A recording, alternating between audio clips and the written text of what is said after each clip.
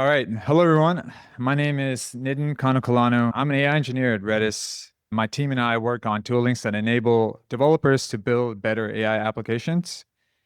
And today I will be talking about why context engineering matters, why context matters, some common pitfalls, how we can manage it, and the role Redis plays when building AI applications. So, smarter LLMs fundamentally change how agents work. I remember a couple years ago, back when I was using LLMs back in 2023 or even 2024, if I predicted that in 2 years my actual coding output would go down by 80 or 90%, or even higher at this point, I would call myself a dreamer. That's exactly what happened. LLMs have basically become exponentially smarter, can handle many more things. And since 2023, 2024, we got like many tool calling wins, reasoning wins, and planning wins. This chart basically describes that. You can see how much better they've become for human tasks. And agents now decide what to search, when to search, and what tools to call, which means that context is no longer static, it's dynamic. And I think we've heard this similar message today, and probably if you're working with agents or AI assistants, you probably know this as well. Now, knowing that LLMs and agents are becoming extremely good and getting better, these are my pillars of context strategy. A real context strategy must allow agents to dynamically navigate and find context, retrieve relevant context wherever it is, improve context over time, and keep everything fast. If your system can't do all four, you don't really have a context strategy, in my opinion. You have a retrieval hack. I'm going to take a step back to the foundation, which is RAG. So RAG is linear, right? And if you take a look at this example, this customer support example with RAG, the user asks, why is my order late? And what RAG does behind the scenes is we retrieve a help desk article, we stuff it into the prompt, we answer. And it's pretty linear. That's one shot.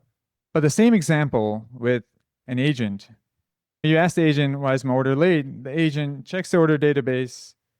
It sees the driver had a flat tire, maybe, looks up policy, offers a refund, and dispatches a new driver.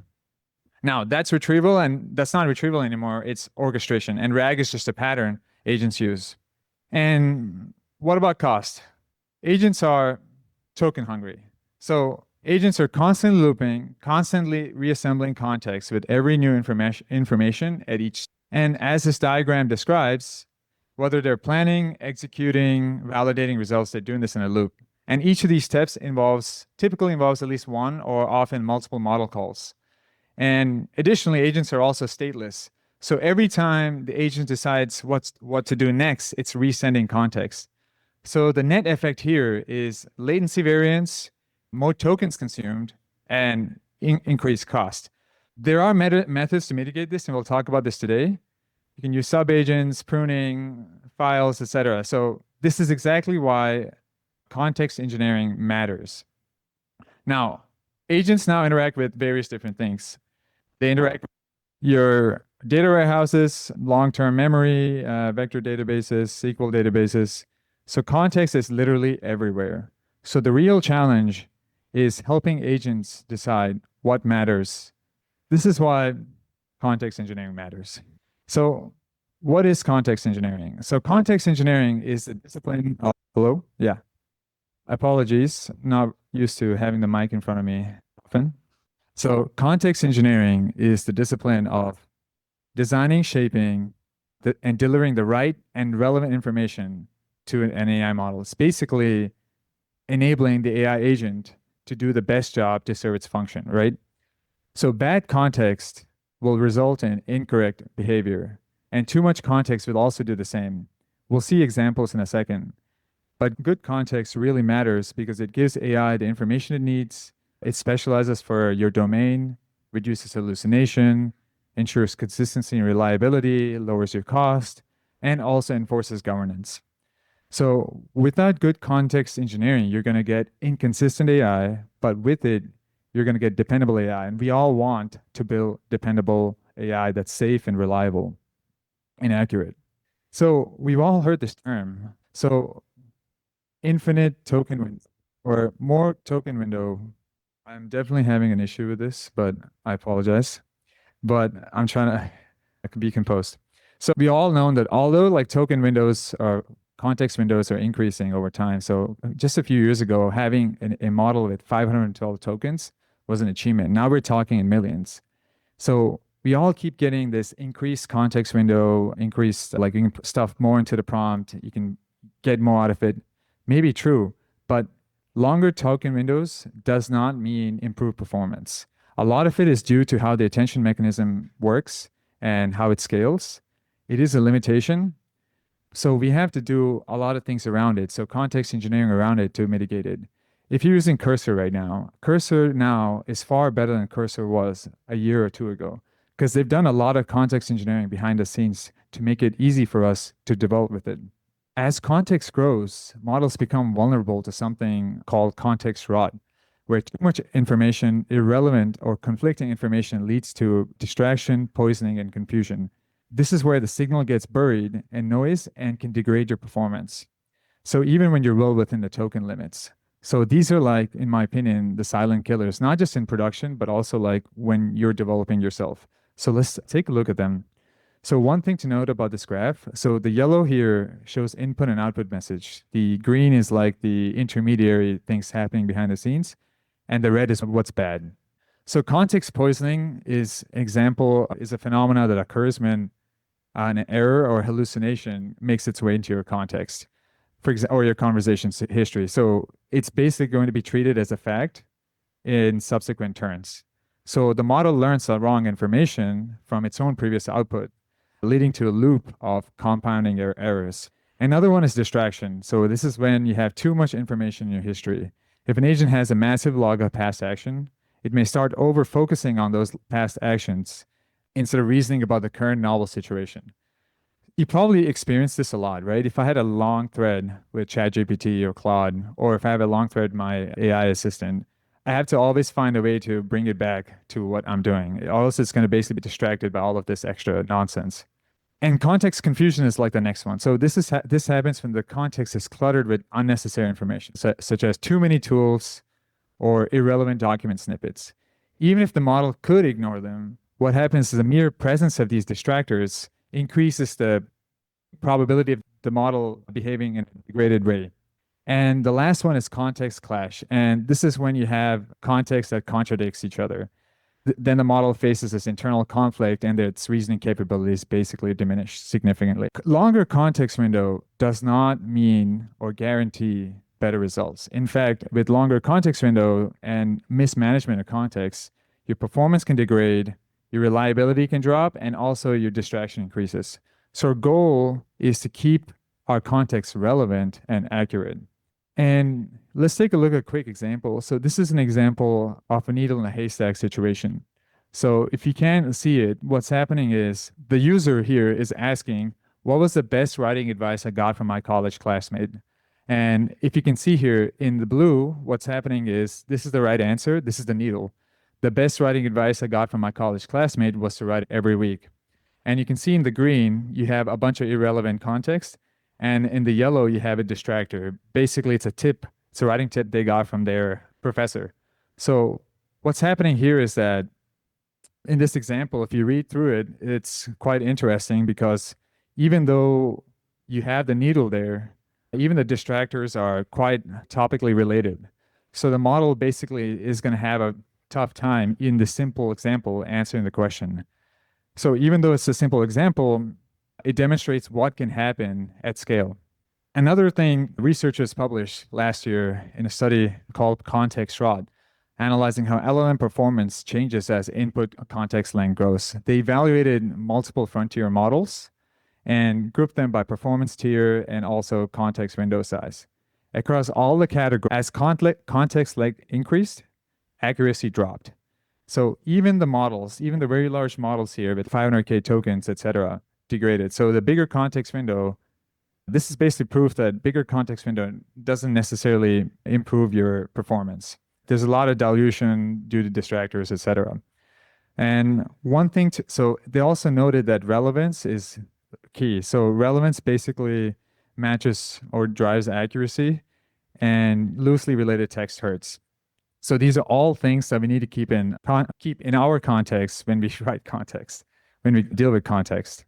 And let's be honest, we all feel it, right? We don't need these numbers when we are developing or when we're building applications. We know this. AI models are no longer, these generative models are not deterministic anymore. So it's hard. We talked today about LLM Judge, etc.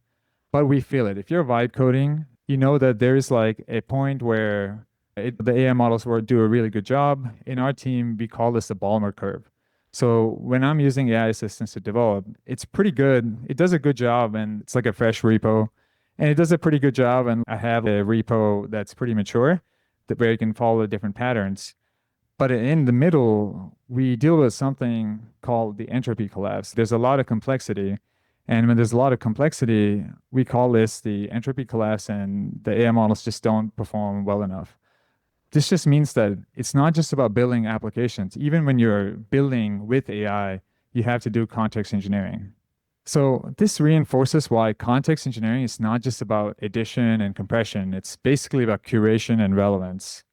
And I ask this every day, what can we do to manage context, whether we're using AI agents or whether we're building them? There is a high-level framework which we came up with in our team. So it's the explore, plan, and execute. And I think other people have like similar types of frameworks. But the basic goal is that in the exploration phase, you cast like a wide net. You're forming your hypotheses, you're pulling your signals, you're understanding the problem space. And context here is naturally high, and that's intentional. Then you have your planning or decision phase. So in this phase, you narrow it down, you form the hypotheses, you're evaluating them. Most of what you gather in your exploration phase is probably no longer relevant, so you should be deleting it. So people think deleting is bad, right? Deleting is sometimes good. We need to, I feel like, start appreciating deletion as well. Sometimes it's improving with deletion than just addition. In the execution phase, you need precision. It's not the breadth anymore. So in the working context you send to the model needs to be very minimal, just enough to complete the task, nothing more. A lot of the agents that people build fail because they carry all of that exploration context straight through all of the different phases to execution. This is where the signal gets buried, and this is why we need to be careful. And when vibing, people are automatically solving this problem. For example, people are spec-driven development became like a thing now. We talked about agent skills. Some people even are going back to test-driven development. One of our engineers in our team likes to use this BMAD, or this breakthrough method for agile AI-driven development method. But generally, what everyone is doing is that we realize that agents can't think, right? Agents can't think for us. We have to give them the instructions, and then they just amplify it. So that's exactly what we got to do. We got to be organized, and we got to give clear instructions. And that's more important now than it's ever been. The time for the chaos, unfortunately for me, is no longer good. But the next point is we have to continue to keep context small and relevant when building. So how can we do this? We can prune aggressively. So stale state is noise. So if a tool result was relevant 3 steps ago, it may no longer be relevant now. So we need to drop it. So we cannot let intermediate results accumulate. And then we should also refresh strategically. Instead of holding retrieved data across different phases, when data goes stale, a fresh retrieval at execution time might be better than something cached during exploration. And then use the subagents, like decompose with subagents or steps. Each subagent carries only the context necessary for its tasks.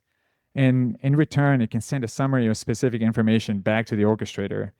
And finally, when you carry your context forward, just carry the conclusions, not the entire history.